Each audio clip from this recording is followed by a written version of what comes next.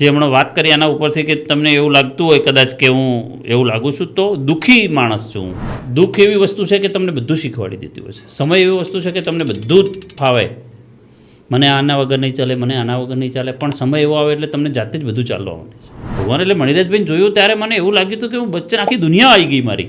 મણિરાજભાઈને જોયા ઉત્તરાયણના દિવસે હું એમના ઘરે ગયો તો મણિરાજભાઈને જોયા ત્યારે મને એવું થઈ ગયું, યાર હવે દુનિયા પૂરી થઈ ગઈ, આનાથી ઉપર હોય જ નહીં કંઈ. કીર્તિદાનભાઈ ગઢવી એટલે ગુજરાતનો હાવજ છે. જિગ્નેશ કવિરાજનો મારા જીવનનો બહુ મોટો ફાળો છે.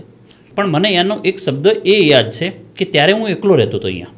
તેણે એવું કીધું કે બધાને લઈ દે ને. મૂકું ના યાર, હજી થોડું મને શેર, અરે કે કદાચ તારથી પૂરું નહીં થાય તો હું કરીશ, પણ લઈ દે તું બધાને, આખી ફેમિલી અહીંયા લઈ દે. હવે શું, પણ હું મારો આત્મા એવું કહે છે કે મારી તો મને કંઈ ખબર નથી, પણ તારી વેળા આજથી વળી જશે. કવિ, મારું એવું માનવું છે કે કવિ એટલે કવિનું બીજું સ્વરૂપ છે કે બીજું નામ છે તો દુઃખ. એ વખતે મને માતાજીની એટલી લાગણી કે ખરેખર દેવી શક્તિ ના હોય તો મારા જેવો માણસ શું કરી શકે.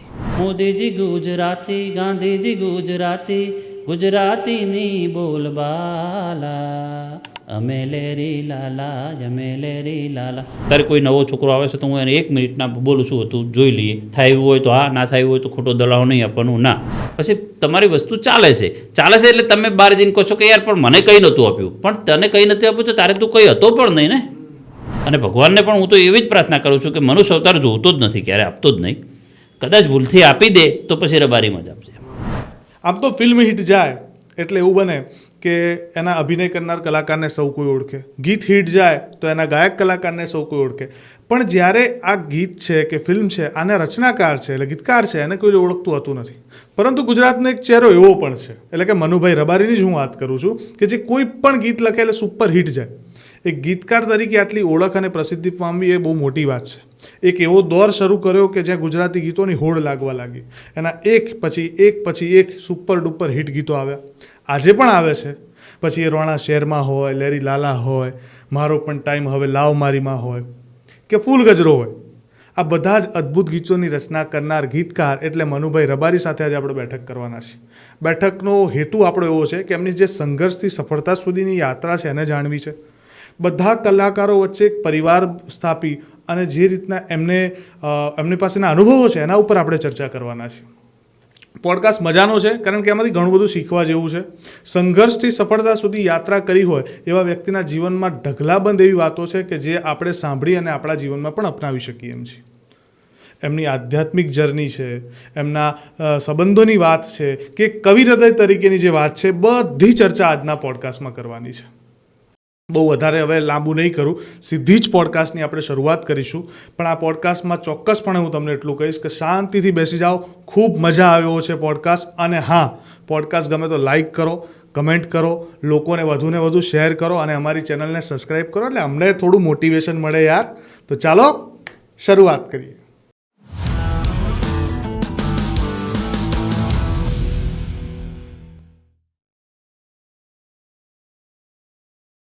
નમસ્કાર, સ્વાગત છે બેઠકમાં. નમસ્તે અનુજભાઈ, કેમ છો તમે? બસ મજામાં. તમે કેમ છો? પહેલાં તો એકદમ ફાઇન છો. તમે બોલાયો એટલે આનંદ. અચ્છા, કોઈ જ ઔપચારિકતા કરતો નથી કારણ કે મને લાગતું નથી કોઈ આજે ઔપચારિકતાની મારે જરૂર છે. એટલે સીધી જ વાત કરું. મને પર્સનલી તમારા લગભગ બધા જ ગીતો ગમે છે અને લૂપમાં અવારનવાર વાગતા હોય છે. પણ મારો પ્રશ્ન આજે એવો છે કે મારા જે સૌથી વધારે 3 પ્રિય ગમતા ગીતો છે એની રચના જ્યારે તમે કરી એ વખતની પૃષ્ઠભૂમિ શું હતી, એટલે એ વખતે કેવી વિચારધારણા હતી. એમાંનું પહેલું ગીત એ છે કે રોણા શહેરમાં. એ વખતે શું વિચારધારણા હતી, એ ગીતની રચના થઈ એ કઈ રીતના થઈ? રોણા શહેરમાં મેં જ્યારે ગીત લખ્યું ત્યારે ગીતાબેનને ગાવાનું એવું નક્કી નહોતું. પણ પછી હું ને દીપુભાઈ છે અમારા રાઘવ ડિજિટલમાં, ત્યારે અમે કામ કરતા હતા, તો બંને જણા બેઠા હતા અને એક વાત નીકળી એમાંથી. એમ ત્યારે પેલો રોણાનો ક્રેઝ હતો કે રાણા તો ફરવાના રાણા. તો રાણા ઉપરનો જે ક્રેઝ હતો એ આપણા મગજમાં ફરે જતો હતો. આપણે જ્યાં બી સ્ટેટસ જોઈએ કે સાહિત્યમાં કોઈ બોલતા હોય તો રાણા શબ્દ મગજમાં હતો. અને પછી બંને જણા બેઠા હતા અને કંઈક વાત નીકળી, વિચારમાંથી રચના થઈ કે રોણા શહેરમાં કે પછી રોણા ફરવાના, રોણા આમ કરવાના, એવા બધા બહુ ગીતો હતા. ત્યારે એકદમ અચાનક જ આવી ગયું રોણા શહેરમાં એમ. બરાબર. પછી એક બીજું ગીત છે દ્વારકાવાળા, એની રચના કઈ રીતના? દ્વારકાવાળા એવી વસ્તુ છે કે કૃષ્ણ ભગવાન મારા બહુ પ્રિય છે, બધાના બધાના છે. છે, પણ મને વધારે ગમે છે, કારણ કે એ ટાઈપનું ભગવાન છે કે એને તમે ગમે તે રીતે સમજી શકો, ગમે તે રીતે કહી શકો, ગમે રીતે બોલાવી શકો. જેમ કે હમણાં કાજલબેન બી એક દિવસ મેં સાંભળ્યું હતું, અને મારું પણ એ માનવું છે કે તમે એને લાલો કહો, ગોપાલ કહો, ગિરધર કહો, મોહન કહો, કાનુડો કહો, ધુતારો કહો, કોઈ બી વસ્તુ કહો તો તમને એવું ના થાય કે યાર કોઈ માતાજીના પણ કંઈક શબ્દ બોલે જો ડર લાગે કે યાર માતાજીનો. આને તમે ગમે તે કહો, એકદમ હેપી. એટલે હું પહેલેથી જ કૃષ્ણ ભગવાનનો બહુ પરમ ભક્ત છું, અને મને ગમતું પાત્ર છે શ્રી કૃષ્ણ. અચ્છા, હવે ત્રીજું અને સૌથી વધારે ફેવરેટ ગીત તમને ગમતું એવું કેવું તમારું? મારું ગીત બધાય કરતાં વધારે મને કાયમ માટે ગમ્યું હોય તો લહેરી લાલા છે, અને એ એટલા માટે છે કે એ મારા ગુજરાતનું ગીત છે. બાકી બહુ બધા ગીતો મેં કર્યા અને મને ગમતા જ છે, કારણ કે આપણને ગમાય એ જ, જે ગમતું હોય એ જ લખાય ને. પણ લહેરી લાલા મને વધારે પ્રિય એટલા માટે છે કે એમાં આખા ગુજરાતનું વર્ણન કર્યું છે, જે મારું ડ્રીમ હતું કે મને ગુજરાત ઉપર એવું ગીત લખવું છે અને જે વર્ષો સુધી લોકો વગાડે. ઘણા ગીતોનું આયુષ્ય બહુ ઓછું હોય છે, કોઈ 2 વર્ષ, 5 વર્ષ, 2 મહિના, 4 મહિના, 5 મહિના, પણ મારું એક ગીત એવું હોવું જોઈએ ગુજરાત વિશેમાં કે જે લાઈફ ટાઈમ લોકો વગાડે તો યાદ કરે કે મનુ રબારીનું છે. અચ્છા, આપણે જ્યારે કોઈ પણ કલાકાર એની રચના કરે, મારા એક બે મિત્રો છે જે આર્ટિસ્ટ છે, એમને કંઈક સડનલી વિચાર આવે ને, એટલે ગમે તેવું કામ હોય ને મૂકીને એની ઉપર ભાગી જાય. તમારે કોઈ દિવસ એવું થાય ક્યાંક બેઠા છો, કોઈના જોડે વાત કરો છો અને સડનલી કંઈક એવું ગીત માટે કંઈક સૂઝ્યું ને તરત બધું કામ મૂકીને લખવા બેસી જાય મનુભાઈ, એવું થાય ખરું? ના, એવું થાય બધાને, ખોટા નથી, પણ મને મારો થોડુંક અલગ છે. ધારો કે આપણે બે અત્યારે વાત કરીએ, મને કંઈક વિચાર આવ્યો તો હું ફોનમાં રેકોર્ડ કરી લઉં. બરાબર છે. અને ઘણી વખત હું માતાજી દર રવિવારે જતો હોઉં છું, સાણંદ મારા વિહત માતાજી, તો બાપાની ધૂણ ચાલુ હોય, વાત થતી હોય, એમાં કંઈક શબ્દ બોલાઈ જાય તો એ મારા મગજમાં કે આવું થાય તો એ એટલી પબ્લિકનો અવાજ હોય, બધા બેઠા હોય, તો હું ફોન રાખી અને બોલી લઉં કે થોડુંક મગજમાં કમ્પોઝિશન આવ્યું તો થોડું ગાઈ લઉં, રેકોર્ડ કરી લઉં. એ પછી એના ઉપર વર્ક કરવું. બધું પડ્યું મૂકીને નીકળી જઈએ અને કે ભાઈ હવે લખી જ દઉં, લખાઈ જશે, એવું નથી હોતું. એક ટેગ લાઈન જ જીવનમાં મહત્ત્વની હોય છે. દરેકના કવિના, દરેકના ગીત માટે એક ટેગ લાઈન બહુ મહત્ત્વની ભૂમિકા હોય છે. એક ટેગ લાઈન આપણા મગજમાં એક વાત ચડી ગઈ, એ રેકોર્ડ થઈ ગઈ છે, પછી એને તમે ગમે ત્યારે વિચાર કરી શકો, ગમે ત્યારે લખી શકો. મારું એવું છે, બધાના અલગ અલગ હોતા હોય છે. ના, પણ આ વસ્તુ તમે કીધી ને એ તમારા ગીતોમાં જોવા મળે છે. મેં સાંભળ્યું પણ છે તમારા જ મોઢે કોઈ ઇન્ટરવ્યૂમાં કે એક શબ્દ હોય અને પછી તમે આખો શણગારી દો છો. હા, એ તો છે. એ કઈ રીતના શક્ય બને છે? એટલે તમને લહેરી લાલાની વાત કરી દઉં તો ઘણી વખત મેં વાત કરેલી બી કદાચ છે કોઈને. લહેરી લાલા એવી વસ્તુ થઈ કે મને ગુજરાતનું એક ગીત હતું, પ્રફુલ્લભાઈ ને દિવાળીબાન બધા ઘણા બધા કલાકારો ગાયેલા હતા. હાર્યો નદીઓ ને હાર્યા કિનારા, તોય ના હાર્યું મારું ગુજરાત, જીત્યું હંમેશા ગુજરાત, એવા કંઈક શબ્દ હતા. બહુ સાંભળતો હતો મને, અને મને એના વિશે બહુ મેં સંશોધન કર્યું કે યાર આવું ગીત એક ગુજરાતનું મારા હાથે લખાઈ જાય, ભગવાન એવી દયા કરે કે આવું કંઈક થઈ જાય તો લાઈફ ટાઈમ સુધી લોકો એને સાંભળે. અને આપણું ગુજરાતનું ગીત છે એટલે આપણને એનો ગર્વ તો હોય ને, આપણને પ્રિય પણ હોય, પણ એવું લખાય કે બધાના ઘરમાં વાગે. તો એકવાર આવું મારા મગજમાં કેટલા ટાઈમથી વિચારતો હતો જ. હંમેશા કહ્યું છે કોઈ કવિનું મેં સાંભળ્યું છે કે તમારો વિચાર હંમેશા ઊંચો રાખો. અને બીજું કે એવું મેં મારી જાતે પણ અનુભવ કર્યો છે કે જે વાત તમે વિચારો એ 2, 4, 6 મહિને, 12 મહિને એ થાય જ. જે બી થાય છે ને માણસ જોડે, એ માણસનું વિચારેલું જ થતું હોય છે. આત્મા છે ને એ જ પરમાત્મા છે, તમારા અંદર વસેલો જ છે. પણ એક પળ એવી હોય કે એ પળમાં તમને એવો વિચાર આવી જાય તો એ બની જ જાય. તમે ઘણી વખત એવો વિચાર આવતો હશે કે મનુભાઈને ફોન કરો છો ને મનુભાઈનો સામેથી જ આવી જાય. હા, આ એક કુદરતના ઘરનો નિયમ જ છે. તમે જેને વિચારો છો ને, પણ અંદરથી, દિલથી દરરોજ હું વિચારી લઉં કે આવું થઈ જાય તો ના થાય, પણ એ સમય એવો હોય, એક પળ એવી હોય કે તમને સહેજ એવો વિચાર આવી ગયો અંદર આત્માથી. કળજુગનું કહેલું છે કે ગાયના શિંગડા ઉપર રાયનો દાણો ટકે ત્યાં સુધી ભગવાન કે મને યાદ કરશો. એટલે કેટલી સેકન્ડ થઈ? ગાયના શિંગડા ઉપર રાયનો દાણો કેવી રીતે રહે, એટલો ગોળ નાનો, એટલી સેકન્ડ, પણ એ સાચા દિલથી આપણે, એ એવો સમય હોય છે કે તમને ઘણી વખત દરરોજ વિચાર આવતો, એક વખતનો એવો વિચારાય કે અનુજભાઈને ફોન કરો છો તો અનુજભાઈનો હમેથી જ આવી ગયો. એ કુદરતી એવો બનતો હોય છે. હા. એટલે એ વખતે મેં ગુજરાતનું ગીત મારા મગજમાં કેટલા ટાઈમથી જતું હતું. હું સ્ટુડિયો જઈ રહ્યો હતો મયુર નાડિયાના, અને લિફ્ટમાંથી જેવો બહાર નીકળ્યો ને ત્યાં સામે વરઘોડો જતો હતો ને ત્યાં વાગતું હતું ડીજેમાં ગીત, ઝૂલેલાલ લાલ લાલ ઝૂલેલાલ ઝૂલે, એવું કોઈ ગીત હતું સિંધીનું. તો મને એના ઉપરથી વિચાર આવ્યો કે સુરતી લાલા એમ ગીત કરું એમ, સુરતી લાલા. તો આપણે કંઈક વાત હોય તો કહીએ કે સુરતી લાલા છે એમ. પછી પાછું વિચાર્યું કે સુરતી લાલા કરીશ તો એક જ પ્રાંત માટે થશે, તો એનો કોઈ મતલબ નથી. તો લહેરી લાલા એકદમ સીધો અચાનક જ વિચાર્યું કે લહેરી લાલા એમ. તો લહેરી લાલામાં પછી ત્યાંથી હું નીકળ્યો સ્ટુડિયોથી ઘરે જવા માટે. ત્યારે મારી જોડે બાઇક જ હતું, તો હું બાઇક કે એક્ટિવા કદાચ હતું, ગાડી નથી તો 100% યાદ છે મને. તો હું નીકળ્યો હતો અને મગજમાં વિચાર આવ્યો તો મેં ફોન કાઢીને રેકોર્ડ કર્યું. મોદીજી ગુજરાતી, ગાંધીજી ગુજરાતી, ગુજરાતીની બોલબાલા, અમે લેરી લાલા, અમે લેરી લાલા. આવું કમ્પોઝિશન સાથે એકદમ એક લાઈન મગજમાં આવી ગઈ. પછી હવે એ તો ક્રોસ લાઈન થઈ હતી, એટલે એને સાઇન કરવા માટે પછી શાંતિથી વિચાર્યું કે હવે લહેરી લાલાના પ્રાસ માટે મને શું કરવું. તો કુદરતી જ મને એવું થયું કે કાચી કરીને અંગુર કાલા, અમે ગુજરાતી લહેરી લાલા. હા, અને રચના થઈ. પછી એવું મારા મગજમાં બહુ ટાઈમથી ગુજરાત માટેનો વિચારતો હતો જ કે હું ગીત કરીશ તો એમાં સબ્જેક્ટ શું રાખી છે. બધા ઉદ્યોગપતિ લીધા, સૂરવીરો લીધા અને બધા કલાકારો પણ લીધા, બધું આવરી લીધું કે આખું ગુજરાતના જે નામાંકિત કલાકારો હતા એમને પણ લઈ લીધા. એમુભાઈ, દિવાળીબા, મણિરાજભાઈ, ઉદ્યોગપતિઓ બી લઈ લીધા. સુરવીર બી જે થયા વછરાજ ને ભાથીજી મહારાજ એ પણ લઈ લીધા. સરદાર પટેલ, ગાંધીજી, મોદીજી, અંબાણી, અદાણી જે બી હતું એ બધું જેટલું જ મારાથી કવર થતું હતું એ બધું કવર કર્યું. અને સારી ધૂન સાથે એવું થયું કે ભાઈ ચલો મસ્ત બન્યું. એટલે અત્યારે પણ એનો આનંદ એ છે કે બહુ સરસ રચના મારાથી થઈ, બહુ સરસ મ્યુઝિક થયું અને કિંજલબેને બહુ સરસ ગાયું કે જે અત્યાર સુધી લોકોના મોહ ઉપર છે. ના પણ હજી હવે કોઈ એવી રચના કરવાની, જેમાં તમારે ગુજરાત માટેની તમે એક રચના કરી, આવી કોઈ એવી રચના છે કે જે ઈચ્છા છે કે આવી કંઈક કરવી છે? શક્ય બને એવું છે નહીં, પણ મને એવું છે કે મારા હાથે એવું પણ ગીત લખાય, ધારો કે વંદે માતરમ કેવું છે. હા, તો એવું કંઈક બહુ ટાઈમથી મગજમાં વિચાર ફરે જાય છે, પણ એ લેવલનું લખવું થોડું અઘરું તો છે જ. રાષ્ટ્રગાન. પણ હા, રાષ્ટ્રગાન જેવું મારા હાથે કંઈક એવું લખાય કે વર્ષો સુધી લોકો એને યાદ કરે. આપણે અત્યારે વંદે માતરમ વાળું ગીત ગઈએ તો ઘણી વખત આપણને એવું થતું હોય છે. એટલે મારા મગજમાં એવું રાષ્ટ્રગાન જેવું એક ગીત થાય મારા હાથે, ભગવાન કરે તો એવો વિચાર છે બહુ. ના ના, શક્ય છે.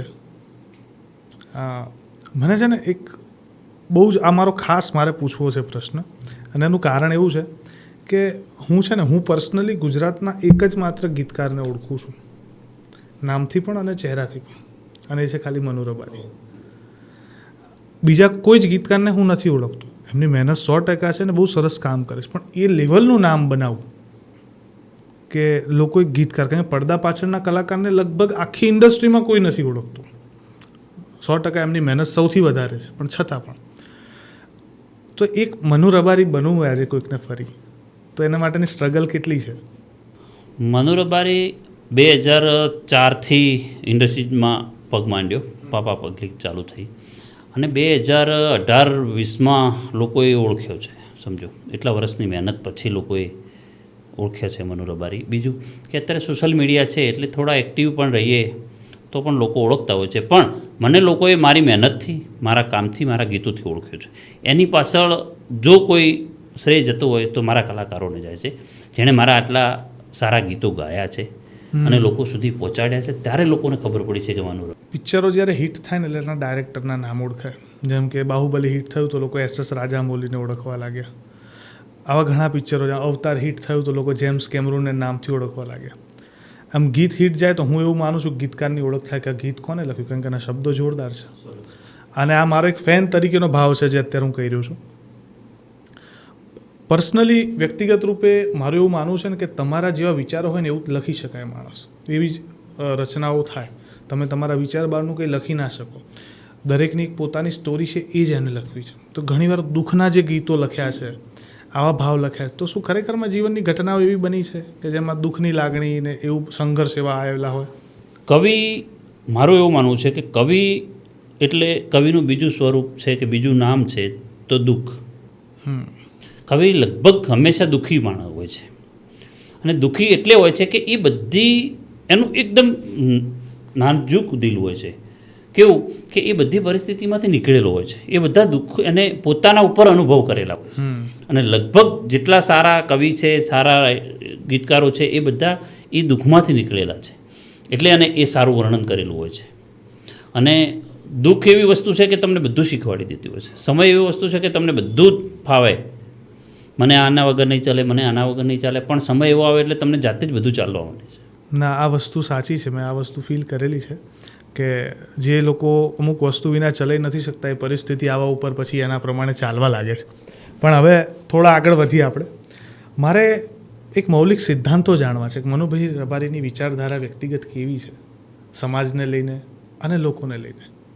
લોકોને લઈને વિચારધારાનું કહેવા જઈએ તો લોકો મારા ફેન નથી, હું લોકોનો ફેન છું. કારણ કે એ લોકો છે એટલે આપણે અહીંયા છીએ. એ આપણે જોતા જ ના હોત, એ આપણે ચાહતા ના હોત તો આપણે ના કરી શકતા હોત. સમાજ માટે તો સર્વસ્વ છે જ. આપણે કોઈ બી માણસ જે બી કાસ્ટમાં આવતો એને સમાજ માટે માન હોય જ અને હોવું જ જોઈએ. કારણ કે સમાજ તમને પહેલું તમારું ઘર છે ને જો તમારી સાથે ના હોય તો તમે કંઈ ના કરી શકો. સમાજ તમારી સાથે ના હોય તો તમે કંઈ ના કરી શકો. એ ઘર અને સમાજ તમને ધક્કો મારીને ચલાવે છે કે જજા એ તો થશે, જજા થશે, એમાં હારવાની જરૂર નથી, થશે ત્યારે તમે આગળ નીકળી શકો છો. અને જે હું ચાહક વર્ગ કહું છું એ લોકોનો હું ચાહક છું કે જેણે મને અહીંયા સુધી પહોંચાડ્યો છે. એમનો ચાહક બનવા માટે મને એ લોકોએ પ્રેરણા આપી છે. એ લોકોના દરેક કાર્યો થકી, લોકોની હૂંફ થકી હું અત્યારે જે કંઈ કરી શક્યો છું. મારું એક ગીત લોકોએ વગાડ્યું, 2-4 જણે ફોન કર્યા, મનુભાઈ પેલું જોરદાર ગીત છે, એટલે ફરી એના કરતાં સારો વિચાર આવે. હા, લોકોને ગમ્યું, હા લોકોને ગમ્યું, એટલે એ વિષય સબ્જેક્ટ ઓકે જઈ રહ્યો છે આપણા માઇન્ડથી.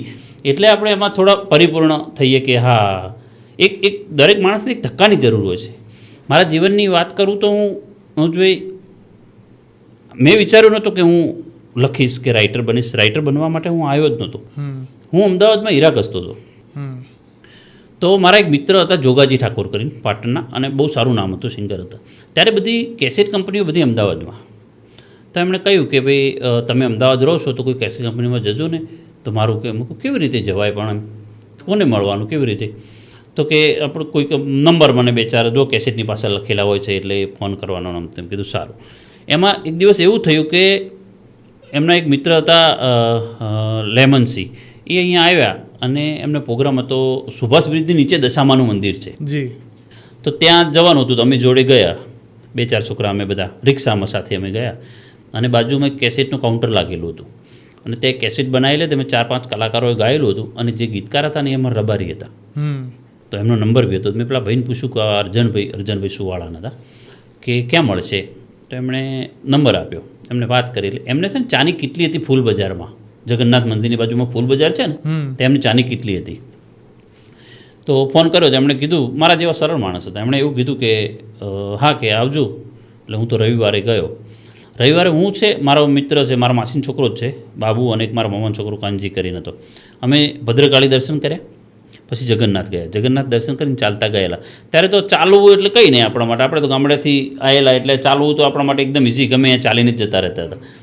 તો ભદ્રકાળી દર્શન કરીને ચાલતા જગન્નાથ ગયા, ત્યાંથી સીધા અમે ત્યાં ગયા. વાત કરી શું હતું, મેં કીધું મારા એક મિત્ર જોગાજી છે અને સારા સિંગર છે, ગાયેલું બી છે એમણે, પણ એવું હોય તો મેં કીધું કંઈક ગીત એમને ગવડાવજો ને, એવું કહેવા માટે આવ્યો હતો એમને.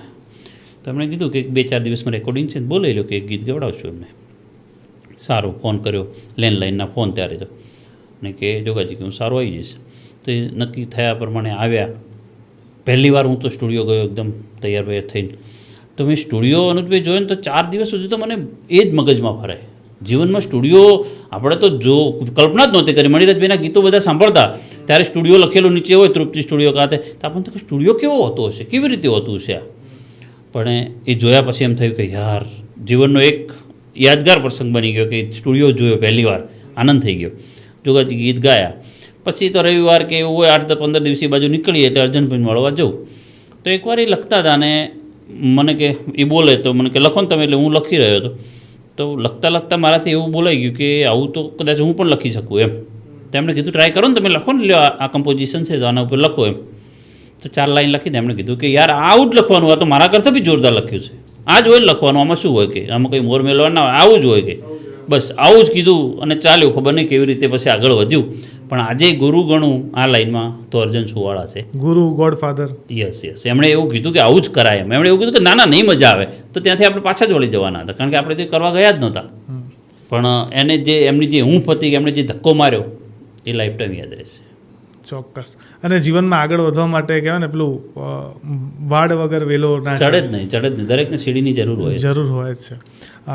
પણ હવે છે ને તમારી વાત ઉપરથી એવું લાગ્યું તમે આજે ગામડું મિસ કરતા હોય વાતોમાં, એ મને લાગ્યું અત્યારે તમે જે આખી ઘટના અને પ્રસંગ કીધું.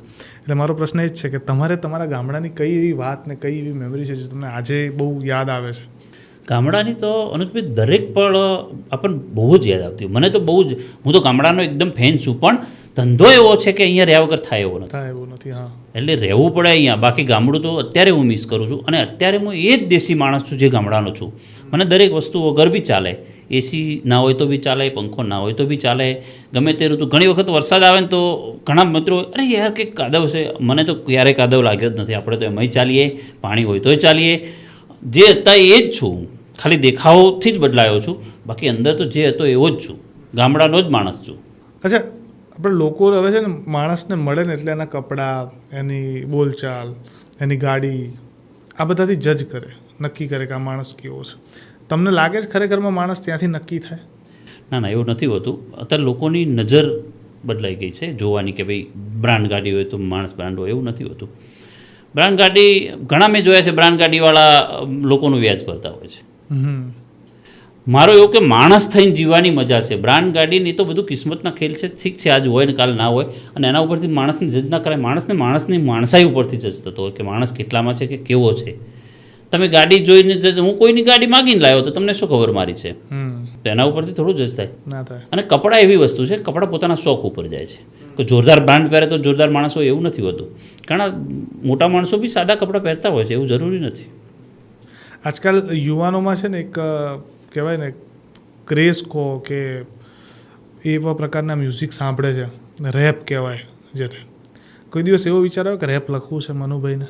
ના, વિચાર આવ્યો નથી. અને વિચાર એટલે પણ ના આવે કારણ કે એ મારો વિષય જ નથી. અચ્છા, હું તો એકદમ તળપદી ભાષાનો માણસ છું. એ જે રેપ લખવું ત્યાં સુધીનો મારો અભ્યાસ પણ નથી. એના માટે વ્યવસ્થિત ભણેલો ગણેલો બી માણસ કદાચ જોવે કે જે રેપને, પણ મેં એવું વિચાર્યું નથી, એટલે કોઈ દિવસ ટ્રાય પણ નથી કર્યો. કોઈ વખત ઇંગ્લિશ ગીતો કે હિન્દીના રેપ સોંગ એવું સાંભળો છો ખરા? હા, કોકવાર સાંભળો. એમાં મારો દીકરો છે વિરલ ઘણી વખત વગાડતો હોય તો હું સાંભળું અને સંભળાવે બી ખરા.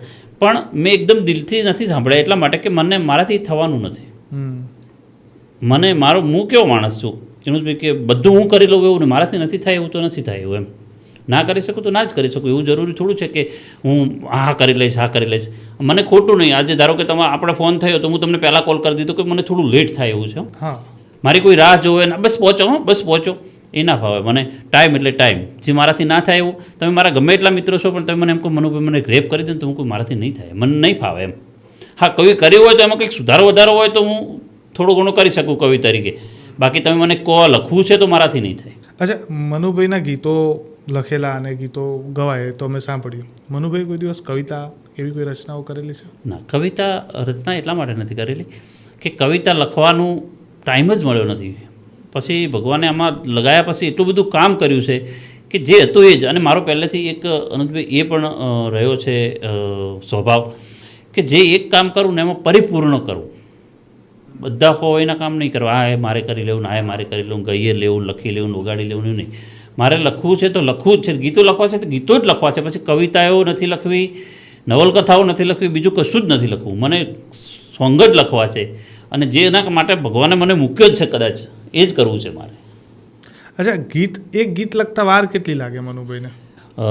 ગીત એવી વસ્તુ છે કે કદાચ 10-15 મિનિટમાં બી લખાઈ જાય અને 2-4-5 દિવસે પણ ના લખાય. ઓકે, મેક્સિમમ અત્યાર સુધીનું એવું ગીત કે જે આને લખવામાં સૌથી વધારે દિવસો ગયા હોય? ના, દિવસો જાય ને એ વસ્તુ લખાતી જ નથી એમ તો કદાચ. એ પછી તમારા જે વિષય ઉપર તમારામાં મગજમાં વિચાર ના આવે તો ના જ આવે.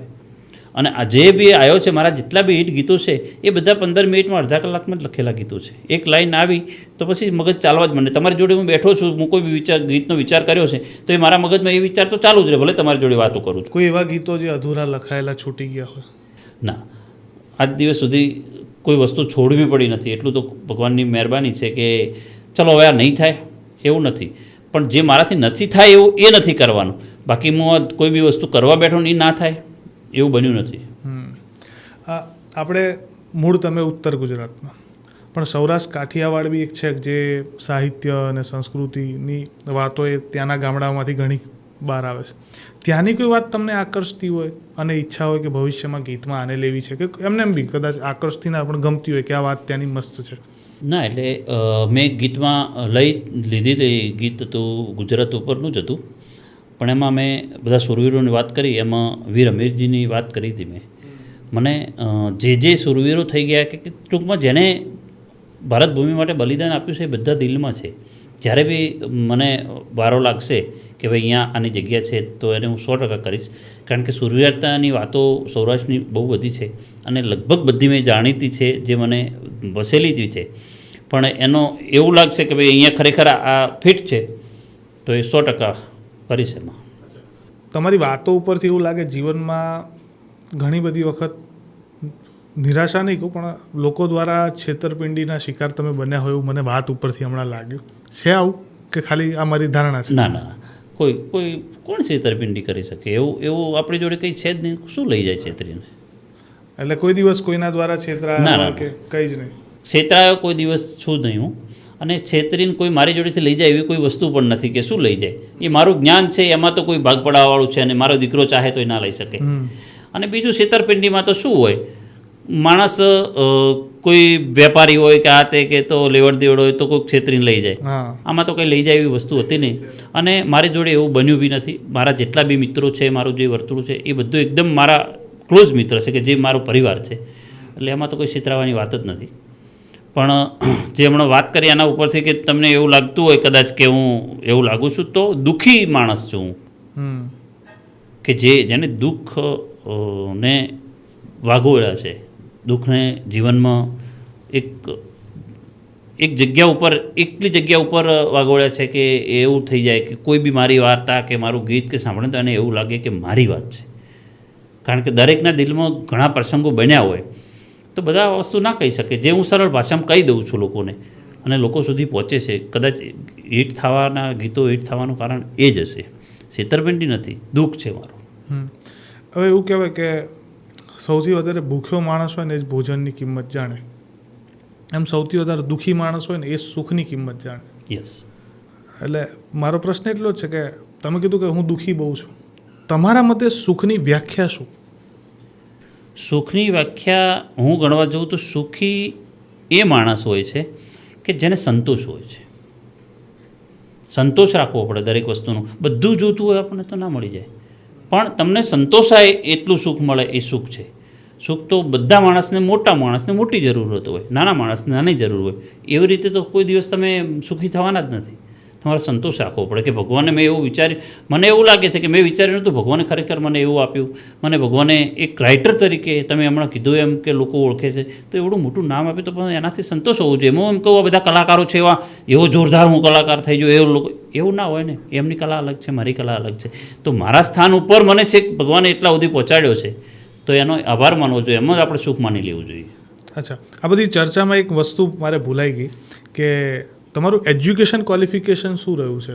ભણતર તમારું કેટલું રહ્યું? 10 પાસ છું. અચ્છા, કઈ એવી વસ્તુ છે કે જે કલાકારમાં જ આપણે વાત કરીએ કે આ કલાકારની તમને બહુ ગમી હોય અને એ અપનાવવાનો તમે પ્રયત્ન કર્યો હોય કે અચ્છા આ રીતના આપણે પણ કરી શકીએ, કે આ વસ્તુ શીખીએ એ કલાકારમાંથી? હમણાં આપણી દેશી ભાષામાં કહેવત છે કે બધા કરતાં મોટું કોઈ હોય ને તો કોઠાહુ જ. માણસ કે તો ભણેલો નથી પણ ગણેલો છે, કોઠાવું જ હોવી જોઈએ. શીખવામાં એવું થયું કે મણિરાજભાઈને જોઈને હું શીખી લો. આ લાઈનમાં મેં હમણાં તમને આગળ વાત કરી એવી રીતે કોઈ બીજા માણસનું કહેવા આવ્યો તો આવી ગયો અટકળે, પણ સંગીતનો શોખીન ખરો. હું ભણતો તો ત્યારથી મણિરાજભાઈની કેસેટ આવેલી 1991માં, પહેલી કેસેટ મણિયારો. ત્યારથી બહુ બધી વાર અમે ગીતો સાંભળ્યા. અને મારા મામાના ઘરે હું રહેતો હતો ત્યાં અમારે તે ગામને ગોંદરા ઉપર એક નાથ જેવું બનાવેલું હોય, તે ગલ્લો હતો. તે ઠાકોરને ત્યાં ગલ્લો ઉપર કેસેટ વાગે, કેસેટ પૂરી થાય ત્યાં સુધી બેસી જ રહું હું. પછી પેલો ભાઈ એમ કે ભણાભાઈ જો હળો જમવાનો ટાઈમ થઈ ગયો, કેસેટ તો પતી ગઈ એમ, પછી જવું. એટલું બધું મને મણિરાજભાઈનો શોખ તારે ગીત સાંભળવાનો. એટલે જે બી શીખ્યું, છેલ્લે ભગવાને મોકો એવો પણ આપ્યો કે મણિરાજભાઈ ઓફ થઈ ગયાના 6-8 મહિના તો મણિરાજભાઈ જોડે હું રહ્યો. છેક એકડે એકથી મણિરાજભાઈનું જોઈ અને શીખેલો એ માણસ છેલ્લે મણિરાજભાઈ જોડે 6-8 મહિના ફરવાની મોકો મળ્યો. એટલે હું એવું કહું છું કે એના જેવું તો ભાગ્ય જ ના હોય કોઈનું, કે જે માણસના આપણે આશિક હતા એની જોડે આપણે 5-6 મહિના રહ્યા. આ બહુ મોટી ઉપલબ્ધિ છે. કારણ કે તમે જેના ફેન છો, જેને તમે ભગવાન માનો છો, એની જોડે તમને રહેવા મળે છે. ભગવાન એટલે મણિરાજભાઈને જોયું ત્યારે મને એવું લાગ્યું હતું કે હું બચ્ચન આખી દુનિયા આવી ગઈ મારી. મણિરાજભાઈને જોયા ઉત્તરાયણના દિવસે હું એમના ઘરે ગયો તો મણિરાજભાઈને જોયા ત્યારે મને એવું થઈ ગયું યાર હવે દુનિયા પૂરી થઈ ગઈ, આનાથી ઉપર હોય જ નહીં કંઈ એમ. આજે કોઈ એવું કલાકાર જે એટલી પ્રકારની ફિલિંગ તમને અપાવતું હોય કે હા યાર આ છે, આનામાં પોટેન્શિયલ છે કે આ ફિલિંગ્સમાં એવું છે કે અત્યારે જેટલા કલાકારો છે બધા મારા મિત્રો છે. હા, એટલે જે ચાહતની ભાવના હતી એ તો મને લાવી હોય તો ના આવે ને અંદરથી. કારણ કે અત્યારના બધા મારી હરોળના છે, જે મારા મિત્ર છે, મારી ઉંમરના છે, એમની સાથે બેસો છો. હા, એટલે એ ના પેલું તો શું હતું, હું નાનો હતો ત્યારે મણિરાજભાઈનું જોયેલા, અને પછી એ ઉંમર થઈ કે જે એમની જોડે ફરવા જેવો થયો, કે એમના ગીત લખવા જેવો થયો. એમણે મને બ્રેક આપ્યો તો મેના પોપટ પિક્ચરમાં ગીતો લખવાનો. એટલે એ ભાવ આખો અલગ હતો કે યાર હું શું ચાહતો હતો, શું વિચારતો હતો, ક્યાં આવી ગયો, એ આખી ફિલિંગ્સ અલગ હતી. અત્યારે જે છે એ બધા મારા મિત્રો છે, એટલે એ જે તમે જે કહેવા માંગો છો એ ભાવ એમાં ના આવે. હવે છે ને હું આમ તો એવું પૂછતો હમણાં તમને કે તમારા ફેવરેટ કલાકાર કોણ, પણ બધા તમારા મિત્રો છે, તમે કોઈના નામ નહીં આપો અને તમે એવું કહેશો કે જે ફેવરેટ છે બધા જોડે હું કામ કરું છું. આ યુનિવર્સલ આન્સર છે તમારો, લગભગ મેં બધા ઇન્ટરવ્યૂમાં સાંભળ્યો છે. એટલે હું એવું નહીં પૂછું, પણ હું થોડુંક ઊંધું પૂછું. મારે 3-4 કલાકારો છે જે મને બહુ ગમે છે, લગભગ બધા કલાકારો ગમે, પણ 3-4 મને બહુ પ્રિય છે જેમના માટે તમે લખેલું છે. એક છે કીર્તિદાનભાઈ ગઢવી. એમની કઈ વાત છે જે તમને ગમે છે? કારણ દરેક કલાકારની એક યુએસપી, એક ખાસિયત હોય ને, એ મુજબ કીર્તિદાનભાઈ ગઢવીની કેવી વાત છે જે તમને ગમે છે? કીર્તિદાનભાઈ ગઢવી એટલે ગુજરાતનો હાવજ છે.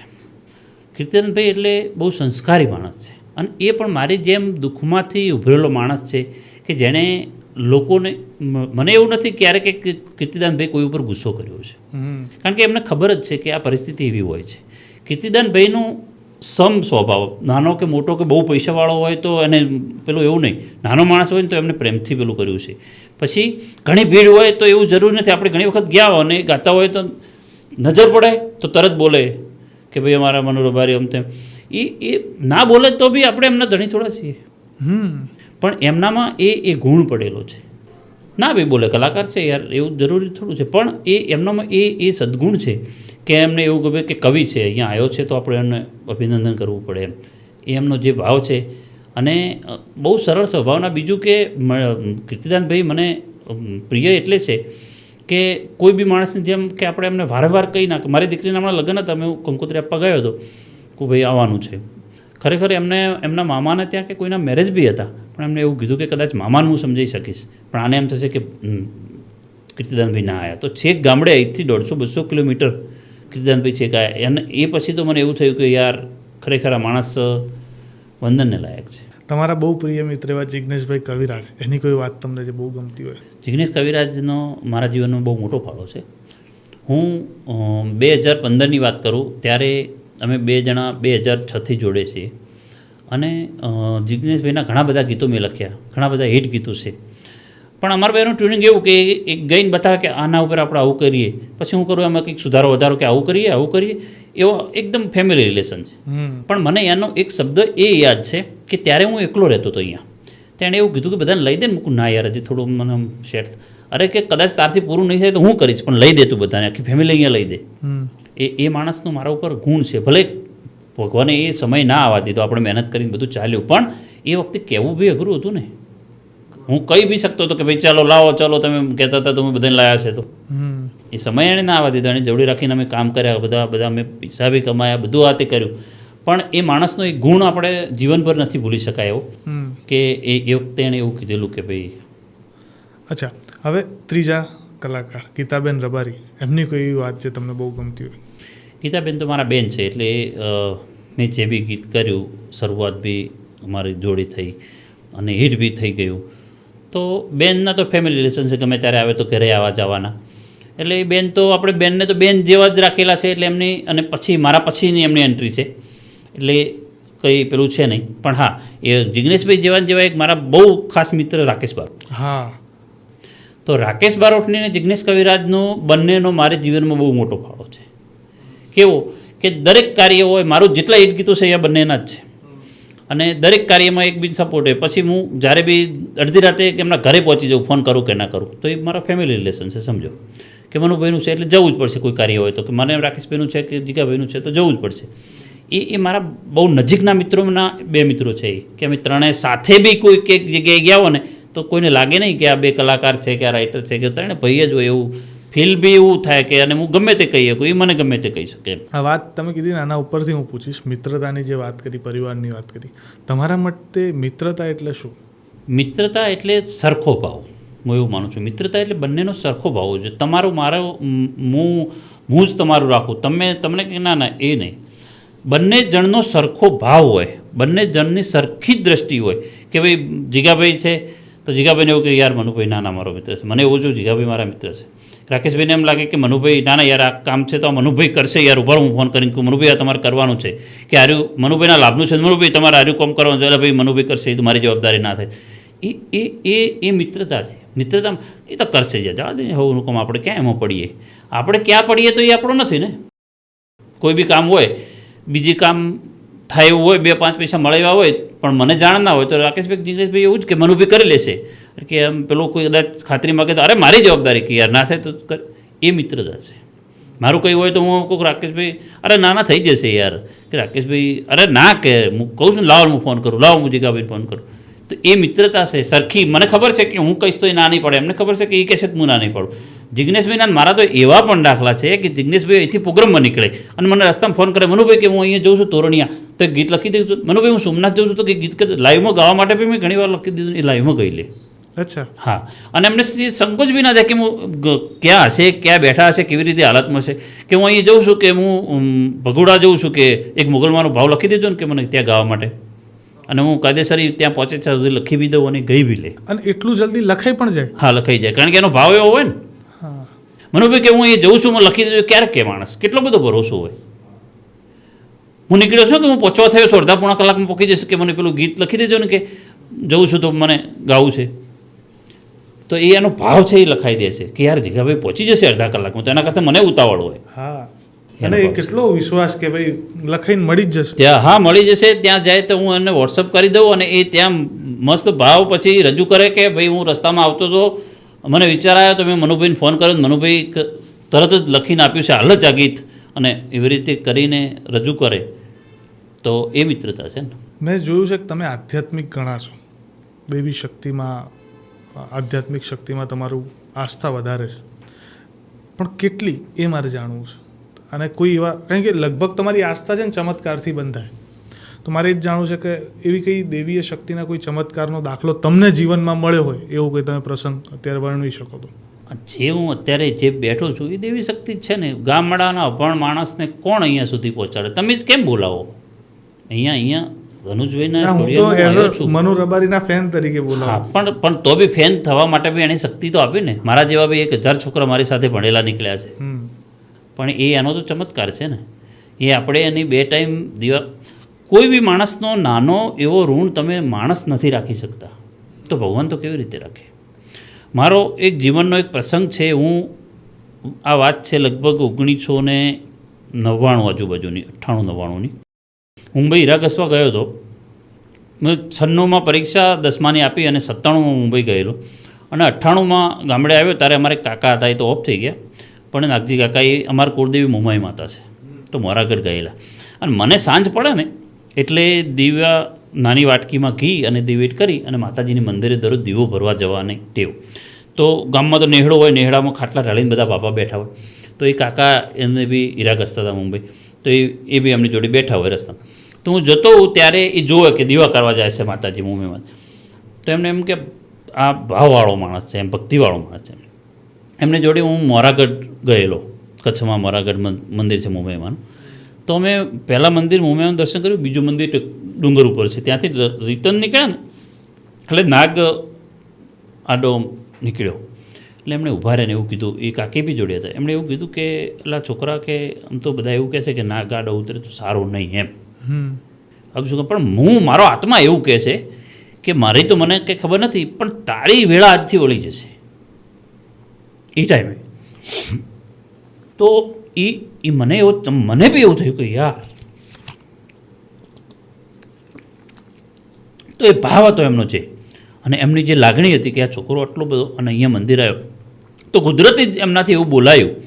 અને એના પછી આપણે મહેનત કરી. હમણાં એક મેં વાત કરી હતી તમને, આપણે બહાર બેઠા હતા ત્યારે, કે ભગવાન તમારા ઉપર માતાજી ભગવાન દયા કરે પણ મહેનત તો તમારે કરવી પડે.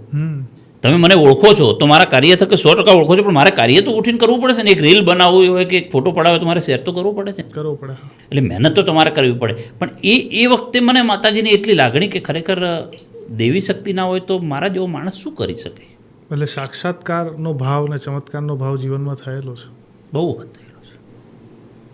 અને આ પ્રસંગ ખરેખરમાં પણ તમે જે રીતના વર્ણન કર્યું એ પ્રમાણે હું ફીલ કરી શકું છું. અદ્ભુત. ખરેખરમાં હું પોતે બહુ આસ્થાવાળો અને શ્રદ્ધાવાળો માણસ છું ને હું માનું છું કે જીવન છે તો દેવી શક્તિના આધીન જ છે અને એના થકી જ આપણે આગળ આવીએ છીએ. બાકી તો હજારો લોકો મહેનત કરીને તૂટી જાય છે, કંઈ વળતું નથી. અને જો એનો હાથ આવી જાય તો વેળા ક્યાંથી વળી જાય કોઈને ખબર પડતી નથી. પ્રસંગ આવા ઘણા હશે, કલાકારોની સાથેના પણ ઘણા આવા પ્રસંગ હશે. કોઈ એવો પ્રસંગ કલાકાર સાથેનો મજાનો થયો હોય, કારણ કે આપણે ઇમોશનલ તમે થઈ ગયા એટલે મારે થોડી વાત હવે વાળીને તમને થોડા સહજ કરવા છે. મારા પોડકાસ્ટમાં બહુ ઓછું બનતું હોય છે કે કોઈ વ્યક્તિ બહુ લાગણીથી ભરાઈ જાય, કારણ કે હું વાતાવરણ હળવું રાખું છું. પરંતુ આધ્યાત્મિકતાની વાત આવે ને ત્યારે આ વસ્તુ થવી બહુ જ સ્વાભાવિક છે. અને તમે આ પ્રસંગ શેર કરો એ મારા પોડકાસ્ટ માટે મોટી વાત છે. પણ આપણે હવે થોડાક આગળ વધીએ કે કોઈ એવો કલાકાર સાથેનો કોઈ મજાનો પ્રસંગ હોય જે તમે શેર કરી શકો. કલાકાર તો મેં કીધું ને અમે ત્રણે, હું રાકેશભાઈ અને જિગ્નેશભાઈ ત્રણે આફ્રિકા ગયા હતા વચ્ચે. ત્યારે જે 2-3 દિવસનો જે 4 દિવસ રહ્યા હતા અને જે આનંદ થયો હતો એ બહુ અદ્ભુત હતો. એમાં વિરલભાઈ મારો દીકરો તાર તો હાવ નાનો હતો પણ એ પણ જોડે હતો. તો રાકેશભાઈ વહેલા ઉઠે ને એટલે છે ને પેલા નાસ્તાના ડબ્બા એ લોકોએ આપેલા હતા તો એને ડબ્બા જ બધા ખાલી કરી દીધેલા કોને. તો એ વિરલ એને અત્યારે કે રાકેશ કાકા પેલું કેવું તમે એ દિવસે કેવા બધા ડબ્બા, એટલે એમ પહેલાં ઉઠે એવો સીધો બ્રશ કરીને ચા પીધા પહેલાં નાસ્તો કરે. અને એ ટાઈમે બહુ મજાક કરતા હતા કે, અને મેં આવી રીતે એક બંગલો હતો, બંગલામાં જ અમને ઉતારો તો ફોટા પડાવતો હતો ને તો પેલો પાછળ પગ રાખીને આપણે ફોટા પડે તો એક ભાઈ આવે કે ભાઈ જો ને કે અહીંયા ડાઘ પડે છે, ફોટો નહીં પડતા. તો અમને એવું થયું પહેલાં તમે પાછળ પગ રાખો એટલે કે મારે સ્વાભાવિક હતો બિચારો, ખોટો બી નહોતો. વ્હાઇટ કલરનો બંગલો હતો એટલે આપણે પાછળ બૂટવાળો પગ રાખીએ તો એને 100% ક્યારે પગ ના રાખો ને આ રીતે કે આ રીતે મારે કે અહીંયા ડાઘ પડે છે. એટલે એવા ઘણા પ્રસંગો હોય પણ એ જે મિત્રતા સાથેના હોય એ બહુ અલગ હોય છે. પણ એ ટાઈમે બહુ મજા આવી હતી. અહીંયા તો અમે ઘણા 3 જણા ભેગા ઘણી વખત ગયેલા પણ એ 10 દિવસ જે જોડે રહ્યા ને એની બહુ મજા આવતી અલગ. ના પણ આ વસ્તુ જોરદાર થઈ કીધી તમે કે એટલે આટલું ધ્યાન રાખવા વાળો કોઈ છે. હા, ત્યાં એ લોકો હતા, તેમના માણસો હતા તો અમને તો એ બંગલામાં ઉતારવા આપેલો. પણ નીચે ઉતરીને પેલો આવી રીતે સારી જગ્યા જોઈ ને તો કે ચલો ફોટો પાડીએ એમ. એટલે આમ પાછળ પગ રાખીને આપણે અમને ઘણી વખત પેલો એક્શનમાં ફોટો પાડતા પાછળ પગ એટલે એક પગ રાખેલો ને તો અહીંયા પેલાનો વ્હાઇટ ઓકે યાર ક્યાં ડાઘ પાડે છે એને. અચ્છા વિરલની વાત કરીને એટલે હવે થોડોક પ્રશ્ન હું વિરલ ઉપર જ લઈ જઈશ. હવે વિરલ પ્રોડક્શન લાઇનમાં છે. પિતા અને પુત્ર વચ્ચે, પુત્ર એક ઉંમરનો થાય ને એટલે પિતા પુત્ર વચ્ચે મતભેદ ચાલુ થઈ જાય ઘરમાં, બહુ સ્વાભાવિક છે. કારણ કે 2 અલગ અલગ જનરેશન છે એટલે વિચારોમાં મતભેદ થવા પણ બહુ સ્વાભાવિક છે. અને એવામાં બંને વ્યક્તિ એક જ ફિલ્ડમાં હોવા ઓલમોસ્ટ તો ખરેખરમાં બહુ વિવાદ થાય. નાની નાની બાબતે રસાકસી આવી જાય કે કોઈ વાતમાં આવી ચર્ચી થઈ જાય. આવું બને છે ખરું કે બહુ સરળતાથી કામ થાય છે? ના, બનતું એટલા માટે નથી કે પહેલેથી જ ઘરનું વાતાવરણ એવું રહેલું છે. બીજું કે અમે બંને મિત્રો જેવા જ છીએ એટલે કંઈ બી હોય તો મને કહે. અને બીજું એને મારી સ્ટ્રગલ પણ મેં બધી કહેલી છે. હંમેશા મારું એવું માનવું છે કે તમારા દીકરાને તમારે બધી સ્ટ્રગલ, ભલે તમે એને દુઃખી ના થવા દો, તમને જે વસ્તુ નથી મળી એ તમે એને લઈ આપો, પણ એને તમારી રિયાલિટી તો ખબર હોવી જોઈએ કે પપ્પાએ આ મુકામ ઉપર પહોંચાશે, આ બધી સગવડો આપણા માટે કરી છે તો કેવી રીતે કરી છે એ તો એને ખબર હોવી જોઈએ. એટલે મેં એને બધી વાત કરેલી છે એકડે એકથી કે ભાઈ આવું એટલી મહેનત મેં કરેલી છે જો. એટલે એ એને એવું પણ એક ફીલ થાય છે કે ભાઈ મારા પપ્પાએ બહુ મહેનત કરી છે એટલે જે બી કરે એ પપ્પા કરે એ જો કે એમ. અત્યારે બી પણ મને કોઈ બી સવાલનો જવાબ ના આપે કે ના એમ નહીં એમ આવું તો કે હા, એવું તો કે હા. કદાચ ના થાય એવું હોય તો એમ કે સારું, પણ પછી મને કે આવું કરશું તો આવું થશે, આવું કરશું તો આવું થશે એમ પછી સમજાવે. પણ અમારું પેલી પોલીસવાળી ડિસિપ્લિન છે. તમે એસપી સાહેબ બોલાવે એટલે કોન્સ્ટેબલ કે જે હોય એને કહી દે ભાઈ જો ભાઈ આવ્યા છે ને આવું કરી દેવાનું છે તો કે જી સર. પછી ભલે કે પાસે સાહેબને કે સાહેબ આવું કરવાથી આવું થાય એવું છે આવું, પણ એ ટાઈમે તો એ જી સર કરીને એમ વિરલને કદાચ કોઈ હોય ને મૂકવું કે ભાઈ આ ના થયું હોય તો કદાચ મને ના ખબર હોય સમજો કે હા હા પણ પછી મને શાંતિથી કે પપ્પા આર્યું આવું નથી થયું કે આવું કરવું પડે એવું છે આવું છે. અચ્છા, આજે એની જોડે બેસીને નવી જે પદ્ધતિ આવે છે મ્યુઝિકમાં કહો કે આખી ઇન્ડસ્ટ્રીમાં કહો, એ બધી વસ્તુ ઉપર આજે શીખો છો ખરા એની જોડે બેસીને? એ બતાવે મને કોઈ નવું ગીત આવ્યું ને, હમણાં એક પેલું લાડુડીવાળું ગીત હતું ખબર છે, પેલા બધા પાછળથી એમ કમરના એણે કીધું કે જો પપ્પા આ રીલ બહુ ચાલે છે તારા, આવું મ્યુઝિક પણ ચાલે છે એમ. એટલે જે નવું આવે ને એ સર્ચ કરી રાખે અને મને સાંજે જવું એટલે કે આવું થયું આવું થયું આવું કરે આવું કરે આવું કરે. નજીકમાં કોઈ એવું જોરદાર ગીત આવતું હોય તમને એવું લાગે તમારું કે હા? કીધું તો ઘણા બધા છે. હવે જોરદાર તો કેવી રીતે કેવું આવે ત્યારે લોકો લોકો એને કેવું એક્સેપ્ટ કરે છે એના ઉપર. પણ હું મહેનત કરતો રહું છું, હંમેશા મારો સ્વભાવ મહેનતનો છે.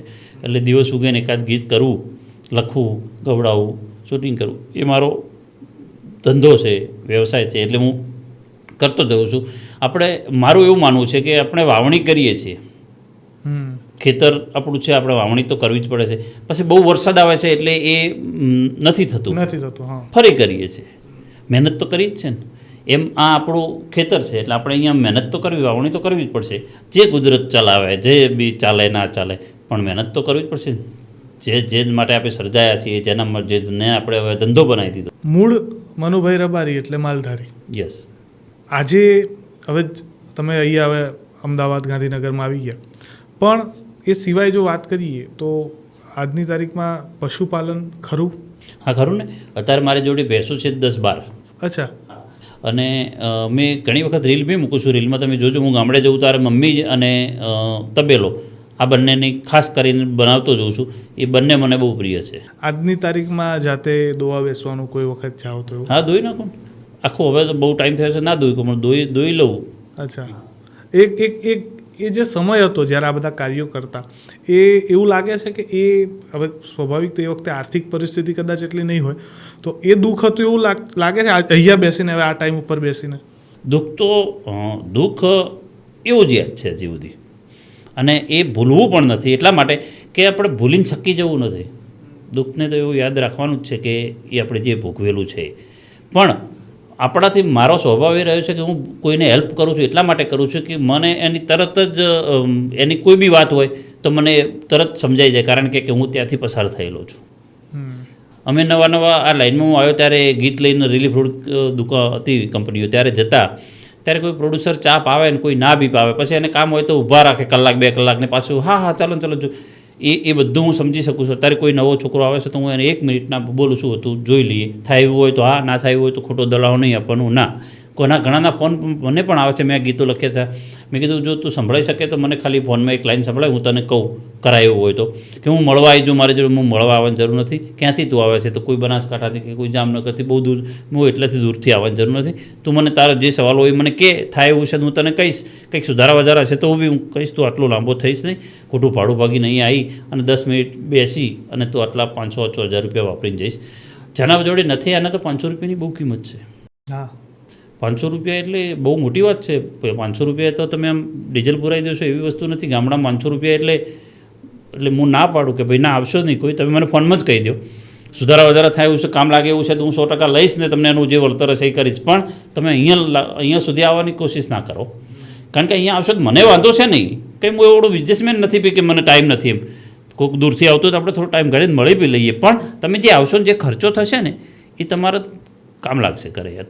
એ જે 500-6,000 રૂપિયા તમે વાપરીને જશો ને એ તમે મમ્મી પપ્પાને આપશો ને તો કામ લાગશે, તમારી મજૂરીના હશે. અથવા એમની જોડેથી લઈને આવશો ને તો બિચારા એમના જે હરખું વ્યવસ્થિત ઘર ચલાવતો હોય એમાંથી તમને 500,000 રૂપિયા તમે સપના બતાવવાના છો એને, હું આવું કરીશ ને આવું થઈ જશે, જો પેલો. પણ એ સપના છે ને એ સાકાર કરવા બહુ અઘરા હોય છે. અને થઈ જાય, હું તો કહું થઈ જાય બી તમારા, પણ અત્યારે હાલ પૂરતા માટે તમારા માટે 1,000 રૂપિયા બહુ અઘરા છે. એટલે તમે મને ફોનમાં કહો અને ખરેખર એમાં દમ હશે હું તમને બોલાવી લઈશ. અચ્છા, હવે આની ઉપરથી તમે જે વાત કરી ને એના ઉપરથી મને એક બીજો પ્રશ્ન મનમાં થયો કે કોઈ પણ ઇન્ડસ્ટ્રી હોય, બોલિવૂડમાં પણ અને આપણા ગુજરાતીમાં પણ એવું કહેવાય છે, સંભળાય છે કે રાઇટરો છે ને એને પૈસા ઓછા મળે છે. પછી ફિલ્મ લખવાની વાત હોય કે ગીત લખવાની વાત હોય, એમાં પૈસા ઓછા મળે, યોગ્ય વળતર મળતું નથી. અને જોવા જઈએ ને તો પાયામાં એ જ છે હકીકતમાં, એમના વગર બિલ્ડિંગ બને એમ જ નથી. ખરેખરમાં એવું છે? કારણ કે તમે જ મને આનો સાચો જવાબ આપી શકો. એવામાં આમ તો છે જ, પણ 2 વસ્તુ એ પણ છે. પાયામાં 100% છે, પણ એમને પાયા બહાર કાઢીને પછી એમને હટી જ જવાનું હોય છે. પછી પેલા જે મહેનત કરતા હોય છે અને જે સ્ક્રીન ઉપર દેખાય કે જેનું નામ જે લોકો જાણે છે એનું, બાકી જેનું નામ છે એને તો રાઇટરને પણ પૈસા મળે છે, પણ દરેકનો એક નક્કી કરેલો જ કોઠો છે કે ભાઈ રાઇટર તો આટલા જ હોય, મ્યુઝિક ડાયરેક્ટર તો આટલા હોય. મ્યુઝિક ડાયરેક્ટરમાં અલગ અલગ વિભાગ હોય, તમારે એકોસ્ટિક કરાવવું હોય તો થોડા વધારે થાય, પહેલાં એ તમારી સામે જ હોય છે. અને પૈસા કરતાં બી તમને જે ચાન્સ હોય છે નવો હોય એના માટે તો પૈસા કરતાં ચાન્સ બહુ મહત્ત્વનો હોય છે. શરૂઆતના દિવસોમાં અમને જે 500,000 રૂપિયા લોકોએ આપ્યા તો અમે ખુશ થઈને લઈ જ લીધા છે. પૈસા માટે જે કામ કરે છે ને એ સફળ નથી થતો. અચ્છા. કારણ કે મને લાલચ છે કે ભાઈ આટલા પૈસા મળે તો જ કરવું છે, તો ચલો નથી કરતું. ઘણી વખત સારું ગીત બી તમારું ખોરવાઈ જાય છે. તમે પૈસા લેવા માટે જો જે સિંગર સારો ના હોય તો એની જોડે ગવડાવો તો એનો કોઈ મતલબ નથી. એને સારું ના ગાયું તો એને ન્યાય નથી મળવાનો, તો લોકો સુધી નથી પહોંચવાનું, કારણ કે તમે 5 પૈસા વધારે મળતા હતા એટલે તમે એને ચૂઝ કર્યો છે. એટલે પહેલું છે નામ. નામ હશે તો જ દામ છે. જેના નામ છે એને તો બધાને યોગ્ય વળતર મળે જ છે. પણ જે રાડ કોણ કરે છે કે જેને નામ નથી અને વધારે પૈસા લઈ લેવા છે, તો એ શક્ય નથી. તમે એક તો ચાન્સ માટે જો કે ભાઈ હું ફિલ્મ કરી છે કે આ મેં કરી છે તે કરી છે, એ તમને ચાન્સ આપે છે.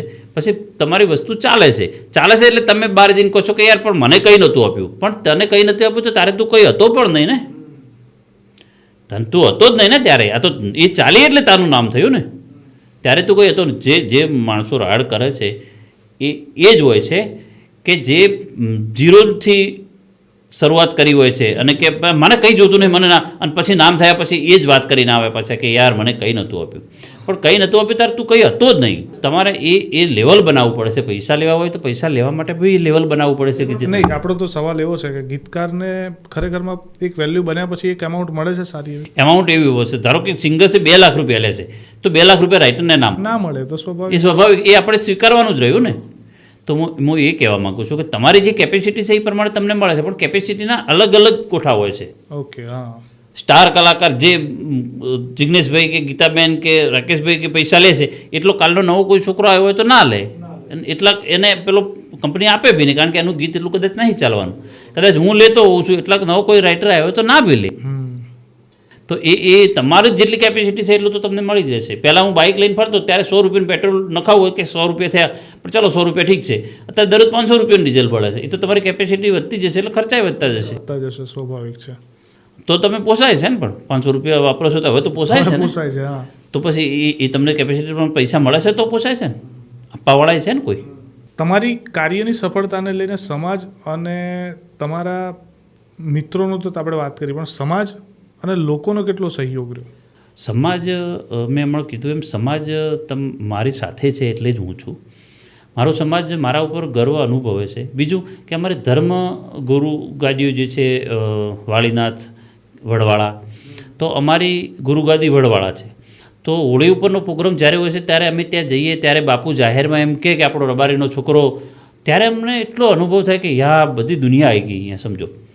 એટલે એ માણસને છે ને એક હૂંફ છે.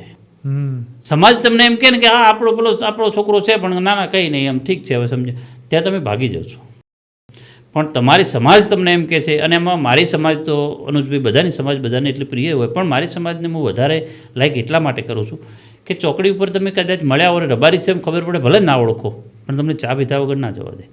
રાત થઈ ગઈ હોય તો ભલે એ મીડિયમ ઘરમાં રહેતો હોય, માંડ 2 ખાટલા રહે એટલા, પણ તમને શું વાળે એ ભોય શું હોય, તમને લઈ જાય કે ના રો કહેજો સવારે જજો, અરે કે કાંઈ ગમને હેડો હું મૂકવા આવીશ કાલ, તમે રહો, ભલે તમને ના ઓળખતો. એ મારા સમાજનો પ્રેમ છે. એટલે મને અતિ આનંદ એ છે કે, અને ભગવાનને પણ હું તો એવી જ પ્રાર્થના કરું છું કે મનુષ્ય અવતાર જોતો જ નથી, ક્યારે આપતો જ નહીં. કદાચ ભૂલથી આપી દે તો પછી રબારીમાં જ આપશે. વાહ, શું વાત છે, અદ્ભુત. બહુ મજા આવી વાત કરીને, અને ઘણો આનંદ થયો અને ઘણી નવી વસ્તુ શીખવા મળી તમારા જીવનના અનુભવોથી, તમે જે વાત કરી એનાથી પણ. Thank you so much. Thank you અનુજભાઈ, બહુ મજા આવી. તમે યાદ કર્યા, મને આનંદ થયો. Okay, thank you. Thank you.